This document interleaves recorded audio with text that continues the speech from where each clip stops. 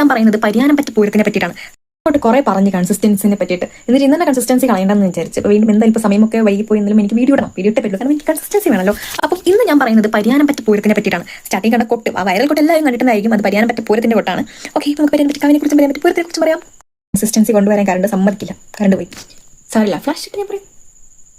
കാവ് കേരളത്തിൽ ഓൾമോസ്റ്റ് എല്ലാ സ്ഥലങ്ങളിലും അറിയുന്ന ഒരു കാവാണ്. പരിയാനംപറ്റ എന്നുള്ള പേര് അറിഞ്ഞില്ലെങ്കിലും ആ വൈറൽ കൊട്ട് എല്ലാവരും കണ്ടിട്ടുണ്ടായിരിക്കും. പലർക്കും ആ കൊട്ട് ഭയങ്കര ഇഷ്ടമാണ്. പ്ലസ് നമ്മുടെ ഒരുപാട് ഷൂട്ടിങ്സ് നടന്ന ഒരു ലൊക്കേഷൻ കൂടിയാണ് പരിയാനംപറ്റ കാവ്. പ്രസിദ്ധമായിട്ട് പറയാൻ എല്ലാവർക്കും അറിയുന്നത് ദേവാസുരത്തിന്റെ ക്ലൈമാക്സ് ഷൂട്ടിംഗ് ഉണ്ടല്ലോ, അത് നമ്മൾ ഈ പരിയാനംപറ്റ കാവ് വെച്ചിട്ടാണ് നടന്നത്.